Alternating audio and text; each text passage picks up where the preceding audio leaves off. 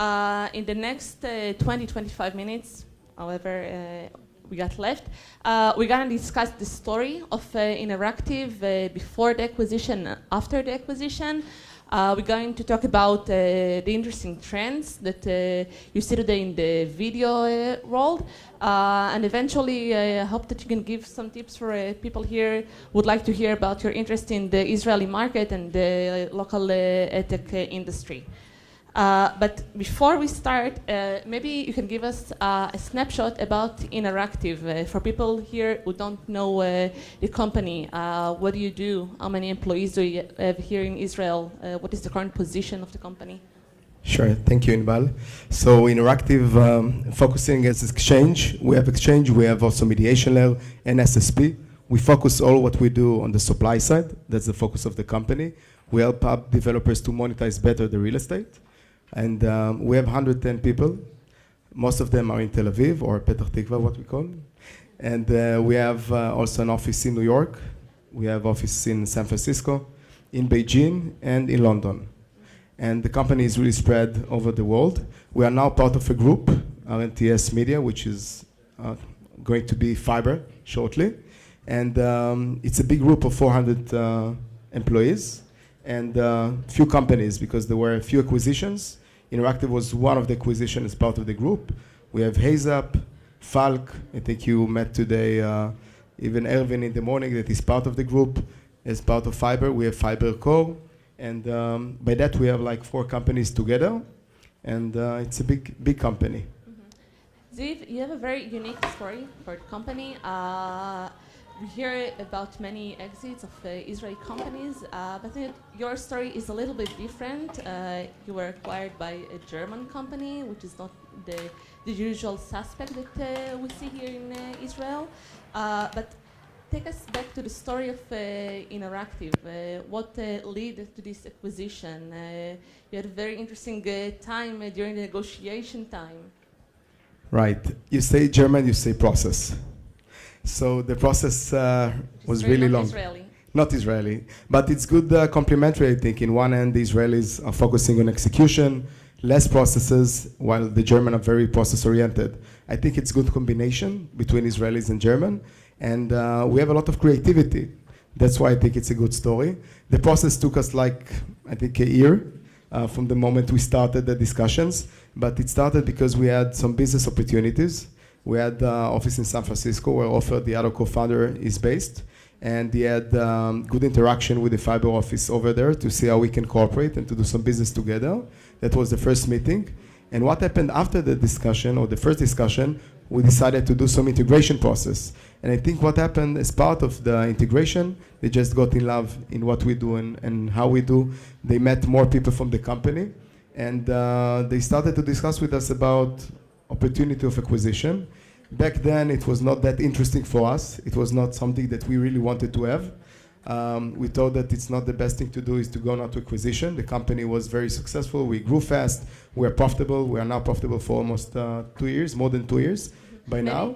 Tell us about what Inneractive was like when you started the talks. I think it was like 75 people in the company. We grew year over year 150%. Cash flow from operation positive. We had also an opportunity to raise money while we had the terms for the deal. So it was like a company in a growth mode with offices that are spread and opportunity to grow again. So that was a very unique situation. And someone that is asking you for acquisition while you are growing, it's not something that usually you do. But they came with an offer and they started the discussion. And we look on the opportunities that we had. In one end, there is an opportunity for acquisition. On the other end, you have opportunity to raise now more money. And $15 million back then was a lot of money for us. We raised, all the life of Inneractive was like 8 million altogether. And then to have additional 15 million, we knew that it can take the company for the next stage. So it was really tough decision to decide to do that. And I think it also goes to what you said about the industry and the Israeli maybe companies in general. I think that the industry is in a very tough situation where companies especially are doing more ad network business. We had technology and we said, okay, we have technology, we have value, we can grow. But then you look on the whole market, you see the Facebook, you see Google, you see a lot of acquisition in the space. And you understand that to do only one product, SSP product, which is great product maybe with a lot of technology, without having all the other parts, mediation and DSP capabilities maybe, and have all the full stack, what we call in our industry, it was really tough for us to have this kind of decision. But we understood that without being part of a group, a company that can come with a full stack solution to the market, it will be hard to fight the Facebook and Google of the world. So you started the negotiation, and then what happened? Oh, the negotiation. Because you announced a deal a year ago in last March, but it took more than this time to make it happen. It took longer process. The term sheet came really quickly, but from the term sheet to the agreement, it took time. I think when you look on acquisition, usually you see it's going to be easy. Maybe it's they want to pay. So where is the check? And we have due diligence, and then it's done. So it's not. It took time, and there are ups and downs in the process. Part of the reasoning was that they raised money from bonds, and it took time to raise the money. And while this period of time, we had also internally debates, also with the board members, why we should do the deal. The company is growing. We have opportunity to raise money. Why you go now to sell the company? And you need to find yourself where you have, in one end, the opportunity to sell the company with the acquirer that is in negotiation with you. On the other end, you have the shareholders and the board members that in period of times in the negotiation says, okay, why to do the deal? And also the money side, that was, they raised also money. So we had a lot of ups and downs in the process. I think, when you focus and when you think that you have the faith that the deal can happen, I think it can work. We had, in all of the deal, we had, for example, a period of time where the shareholders came and said to us as founders, no, don't do this deal. And we need to stand to explain them, we don't want to do the deal, not because of you. We want to do the deal because we understand the value for the company, how we can grow the company day after. Not like acquisitions of Google and Facebook, where you may be left with R&D center. We understood back then that we can build a company and we can take the company to the next stage after they keep the employees and to keep the growth of the company. So we saw it as elevating what we've done to the next stage. And we convinced them at the end. So we had them. And then we had the acquirer, that they had issues with raising the money from bonds. At the end, they succeed. Thanks to that, we took the numbers from $72 to $86 million. Thanks to the period of time that were postponed. So I think it worked really well. What happened within the company during this time? Because you had business running and you had employees here. Wow, it's a very interesting question because you always look on what you have now to manage, and you have also the employees, and only few of the management were really involved in the process of the acquisition. You don't want to be in a situation where you sell the company and you have due diligence, and here in this case it was like a year, that all the company will be involved in the process. You preferred only few people to be involved, because when people think on the acquisition, they don't focus on the business, and you want to keep the growth of the company. And as I explained, we're profitable, we're growing fast, and you want to do it in parallel. You don't want really to be in a situation where the company is not now focusing on the growth. So we decided not to share with many people. It was for very short, for a very small group of the management that were involved in the process from the beginning. And the company kept the growth thanks to that. Only I think on the last 2-3 months, they knew about the deal, they knew about the signing that's going to happen, but it was really at the end of the process. And let's talk about Inneractive today, the activity here. So what are the main businesses that you're doing today? What is the main businesses? We focus today on 3 main businesses. We believe that, and also the future should be video, and video programmatic is, of course, obviously one of them. We have the side of data that we believe a lot that will connection between the data and video, together with programmatic capabilities, can build technology assets. That's why we focus on technology, and we have today 40% of the employees are engineers and product, 40%. And when it comes to cost, it's 50%.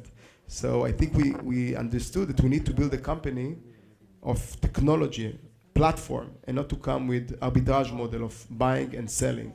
And what are your clients?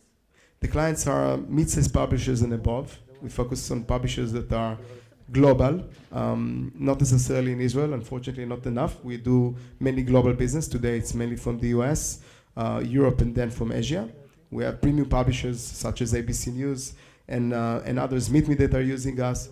And we believe that we should focus on them. Once you do also long tail, you also become to be an ad network a bit, and it's something that we want to avoid from. We want to focus on building platform and exchange with tech capabilities. We are here as part of the programmatic video conference. Maybe you can share with us your view about the interesting trends that you experience today in this aspect. Yes, I think I talked about data, and when it comes to data, what is mainly important when it comes to data.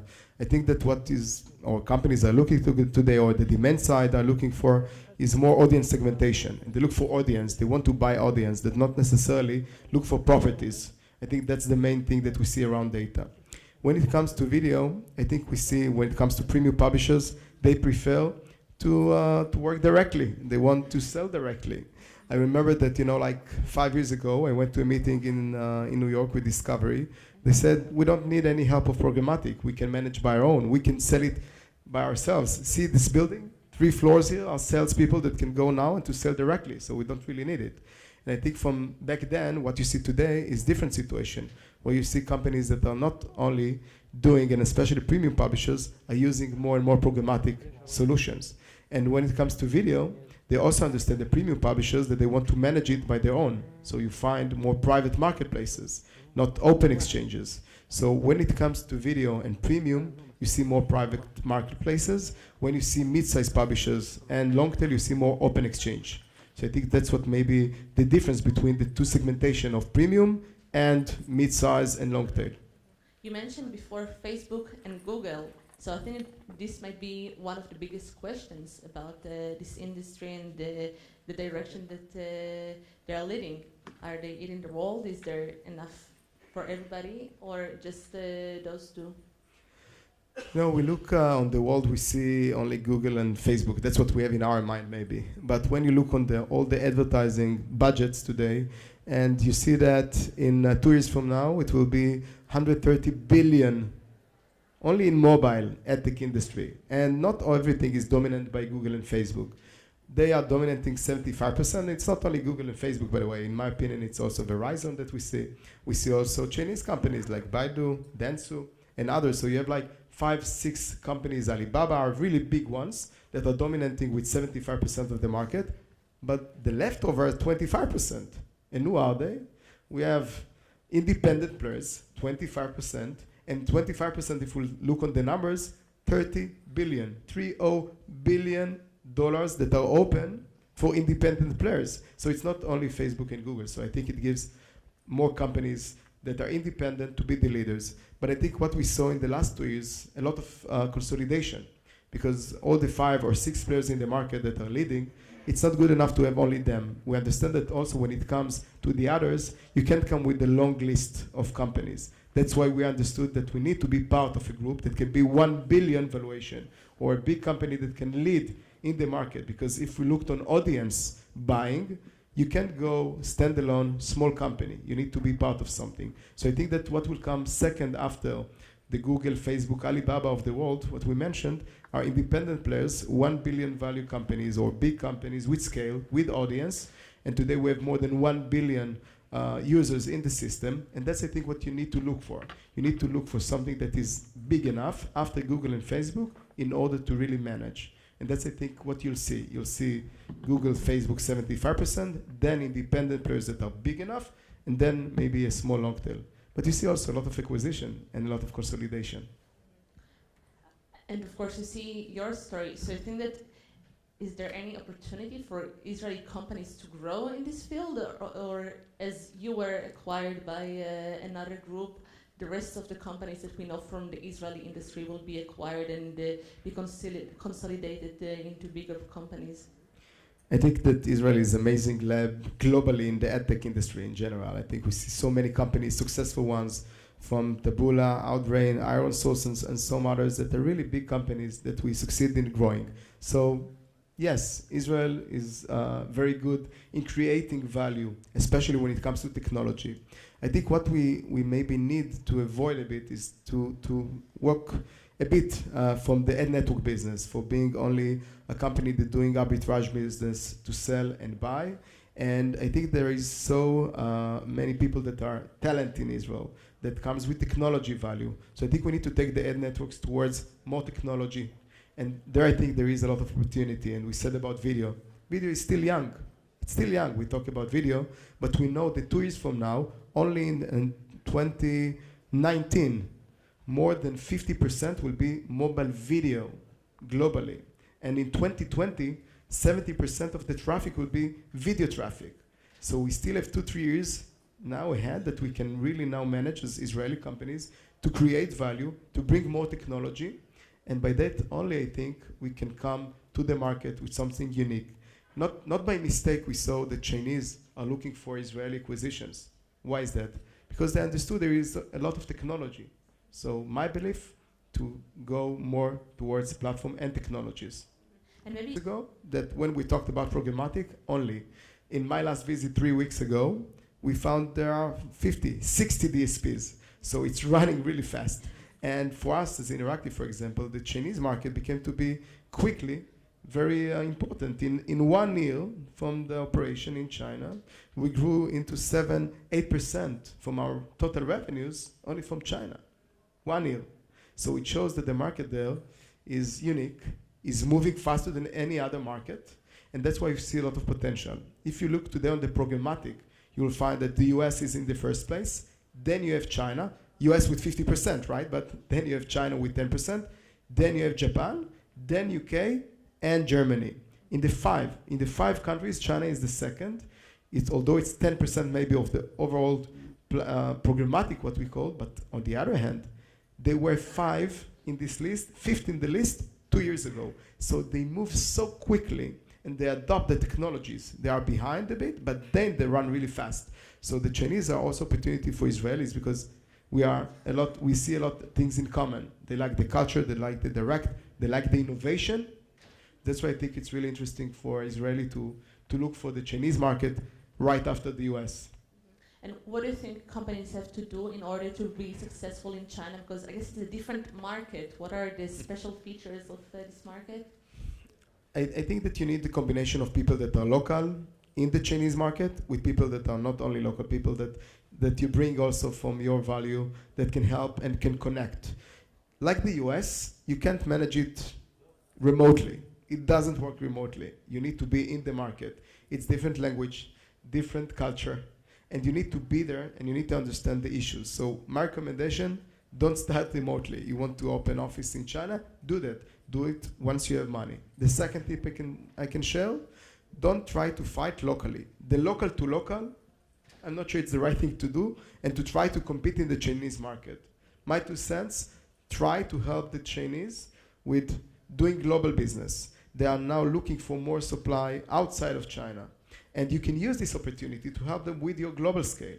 So I think that if you'll do global and you'll bring global demand to China and from China out as a starting point, only after move to do something local there. But to have an office from day one, not to try the leg because it will take this opportunity badly. When I met the people, in the second session that they had in China, the first question is, do you have an office here? When are you coming? When you are going to open an office? So these are the questions that usually they ask. And they care about it. They care more when you are local or you have an office there. Mm-hmm. And in terms of technology and the devices that they use, how different is it from what you know from the rest of the world? At the end, when it comes to media, you'll work in China, see they use a lot of iOS, which is something popular, and also Android. So you don't see a lot of difference. Today, iOS and Android are the platform that the platform is choosing, not the device that you use. That's more important. So you see a lot of usage around the same devices that you see globally. And I think that's maybe the opportunity, because when you come to China, you have big audience. Not like if you do in your business, you have different countries. Here you have one country with one language with billions of potential requests that can use your platforms. Now let's take it back to Israel. We discussed a little bit the opportunities for Israeli companies outside in China and in mobile video. What do you think when you're looking about an overview of what's going on now with the Israeli edtech industry? What are the interesting trends? Where are the challenges? I think the interesting trends are combination, as I said before, around video. For example, location with video, programmatic with video, the data side that we said, and to come with innovation. We saw companies, not necessarily in our core business, but Taboola and Outbrain, they came with something that Google is not supporting today. So there are a lot of niche areas that Israelis can come and to lead in this direction, and to take the knowledge that we have today and to create value. And I do see it's coming more and more with Israel, and we see startups that are coming with ideas of how to use, for example, the moves. If you move and you use ads, if I'm now, looking back and I will use my device, they will see if I moved and what does it mean. So to go to this kind of direction or virtual reality to use with ads, this is the future. These are the places where it goes in the next 5 years. But we need now to be in this industry. It happens. But not with ad tech. So we can now think about these ideas to start now development in these areas. And do you work with the Israeli companies? Do you see any business opportunities? אני מסוגר לך את המעלית. סוגר לך את המעלית ומנתק לך את האינטרקום. מה אתה חושב פה? כל אחד יעשה מה שהוא רוצה? אני צריך לרדוף אחריך בשביל שתשלם? מה זה צריך להיות? תוסיף עוד 200 שקל אבל. לא שומעים, שומעים?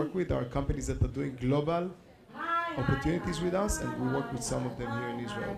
I think we have maybe like 5 minutes left, so let's get back to Inneractive and what's going on now, and where do you think that the company will be?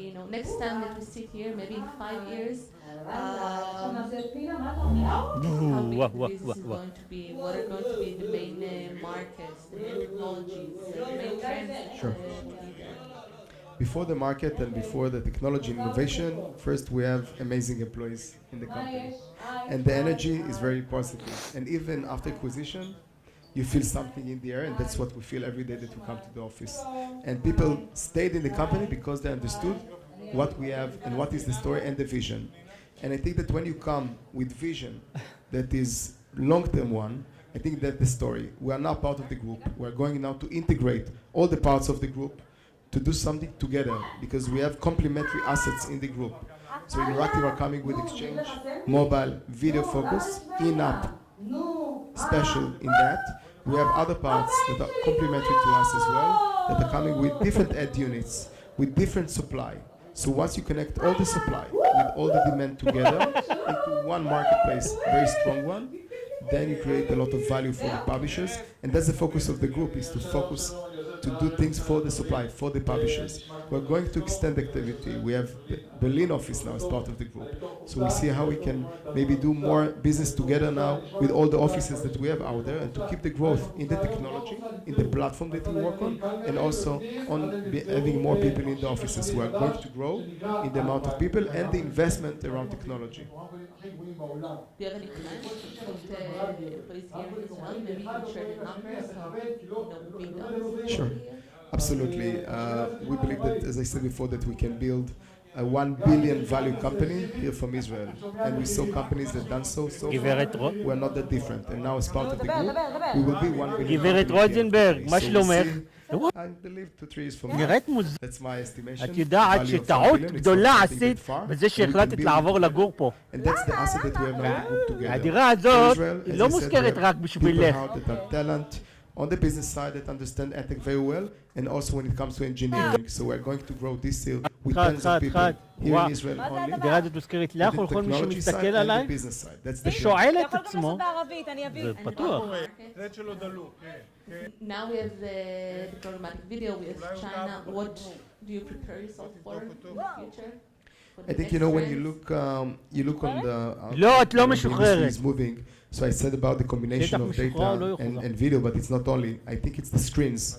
We look now on different screens. I believe that at the end it will be cross-screen experience. אני לא אסכים, אני אעמוד על זה. Smart TV, and if you don't have, you can pay tens of dollars. ואף אחד לא ילך mפה. In a minute because you plug in Apple or Google to your TV. At the end of the day, it will be everything cross device, cross screen. גברת רוזנברג, אני נורא שמח שאת תבואי ליום בערב. אני אכין לך תם בסקוויטים. מה דעתך על זה באמת? And then it will move also to באמת, experience in the בהחלט TVs. הרבה The יותר טעים trend ממה שאת 2 years מכינה from now, בשבילי. not that far, will be also TV. Today we don't maybe see it, לא but שומעים, it לא will שומעים. move to that quickly. לא Because שומעים. once it happens, it will dominate the זה market. משגע So אותי. all the זה משגע, זה solutions that מטרף will לי have את in the השכל, background זה will be מעצבן programmatic אותי for שלא costing. שומעים. That's my belief. ועדיין לא Do שומעים. we have time for one or two questions from the crowd? Okay, so if there's anyone אביבה. here who would like to take the opportunity and ask a question? כן, אתה מרגיש. Before lunch is challenging. הנה. כן. כאילו עשו לך ככה. מה, איזה יופי הרגש. לא ראיתי, רק אמרתי, מה שאמרתי לך, שסיפרו לי. כן? Yeah. That's why What? I said that in China, because of more challenges, not only that, by the way, for example, servers, you know, how you now work with servers in China, while you have לא לנו, לפילגדיה not סבתא. really help you לא in קשור doing לשוקובניל. that. So the firewalls are not really helping when it comes to technology. So from what we see and what we understand, we don't need to now try to do things that are local.